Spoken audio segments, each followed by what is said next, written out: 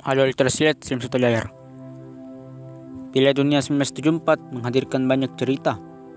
Pada era itu, Piala Dunia hanya diikuti oleh 16 kesebelasan negara. Benua Afrika kembali mendapatkan satu tempat di babak utama. Ini merupakan kesempatan kedua setelah di Piala Dunia 1970, Mesir yang mewakili Afrika. Sebanyak 22 kesebelasan negara mengikuti babak kualifikasi zona Afrika yang terbagi ke dalam 3 fase gugur dan 1 babak grup. Zaire keluar sebagai juara grup menyisihkan Zambia dan Maroko. Nama Zaire mungkin asing di telinga Anda. Wajar. Ini karena negara tersebut sudah berubah nama menjadi Republik Demokratik Kongo. Di dunia sepak bola, prestasi Zaire amat mempesona. Zaire baru mengikuti Piala Afrika pada 1965 dengan nama Kongo Leopoldville. Di Piala Afrika 1968, mereka menjadi juara dengan nama Kongo Kinshasa. Jelang bermain di Piala Dunia 1974, Zaire mendapatkan dorongan moral ketika menjuarai Piala Afrika kedua kalinya yang digelar di Mesir pada tanggal 1 sampai 14 Maret 1974. Lolosnya Zaire ke Piala Dunia 1974 dianggap sesuatu yang tepat karena saat itu mereka adalah kesebelasan negara terkuat di Afrika. Namun, semuanya itu hancur karena politik. Ketika itu, negara-negara dari Afrika belum ada yang diperhitungkan. Tidak seperti Kamerun, Nigeria, Ghana, atau Pantai Gading di era sekarang ini. Tak terkecuali Zaire yang juga diremehkan. Zaire yang berada satu grup dengan Skotlandia, Yugoslavia, dan sang juara bertahan Brasil. Belum bertanding, Zaire sudah mendapatkan serangan psikologis. Willia Ormond, manajer Skotlandia, mengatakan, "Kalau kami tak bisa mengalahkan Zaire, maka kami harus membereskan barang-barang kami dan pulang." Di pertandingan pertama itu, Skotlandia menang 2-0. Namun, banyak yang merasa kalau Skotlandia menang dengan susah payah. Publik pun mulai menaruh simpati pada Zaire yang main menyerang dengan build up yang cepat. Zaire disebut punya semangat bajak laut dan menebarkan rasa positif. Sayangnya, cerita indah Zaire berhenti di sini. Jeda 4 hari menuju pertandingan kedua menghadapi Yugoslavia mengubah suasana ruang ganti kesebelasan negara yang dilatih Blagoje Vidic ini. Presiden Zaire, Marshal Mobutu Sese Seko, yang merupakan seorang diktator, merasa senang dengan pencapaian Zaire di Piala Dunia itu. Presiden Mobutu langsung mengundang skuad Zaire ke kediamannya untuk merayakan keberhasilan yang fenomenal tersebut. Para pemain Zaire pun dibelikan rumah dan mobil. Tidak cukup sampai di situ.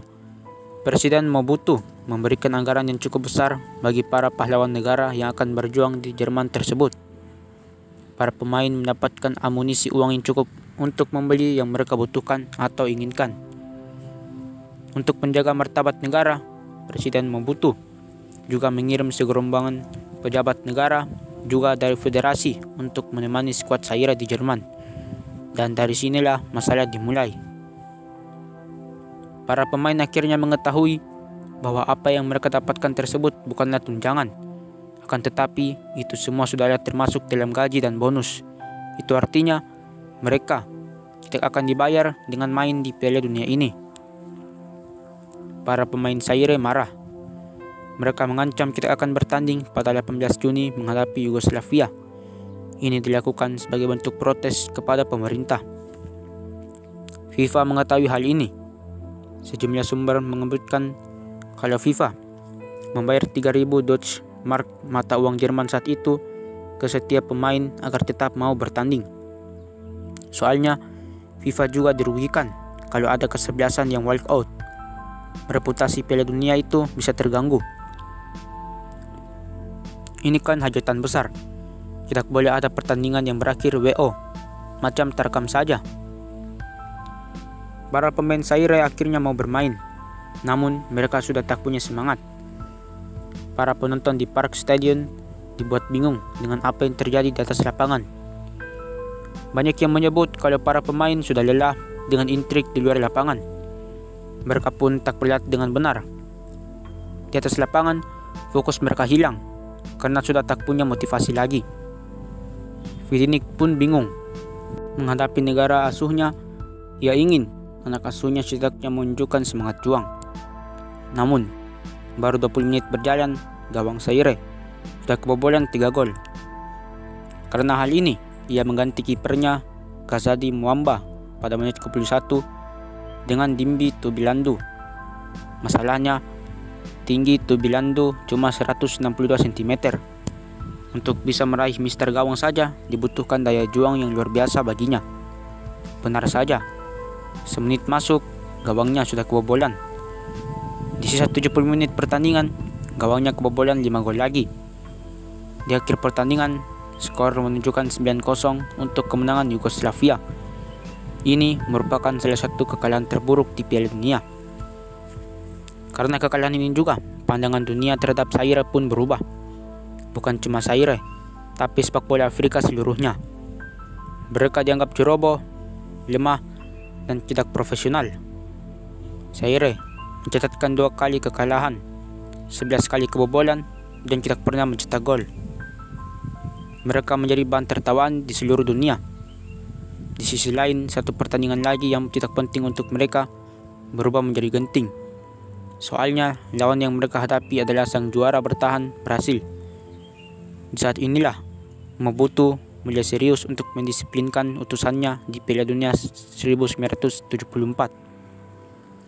Satu caranya adalah dengan mengintervensi ruang ganti. Hotel tempat Zaire menginap ditutup untuk seluruh jurnalis. Setelah pertandingan melawan Yugoslavia, Mobutu mengirimkan pengawal kepresidenan untuk mengirim pesan. Zaire tidak boleh kalah 0-4 dari Brasil, atau mereka tidak akan bisa pulang ke rumah. Menurut beberapa sumber, Zaire tidak boleh kalah lebih dari 4 gol untuk memastikan Yugoslavia lolos ke babak selanjutnya.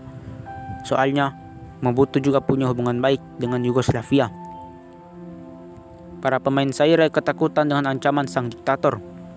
Pertandingan menghadapi Brasil jelas berat. Di tengah pertengahan babak kedua, mereka sudah kebobolan 2 gol.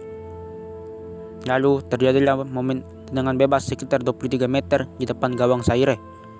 Kemudian momen ikonik pun hadir. Wasit baru saja meniup peluit untuk mempersilakan pemain Brasil menendang bola.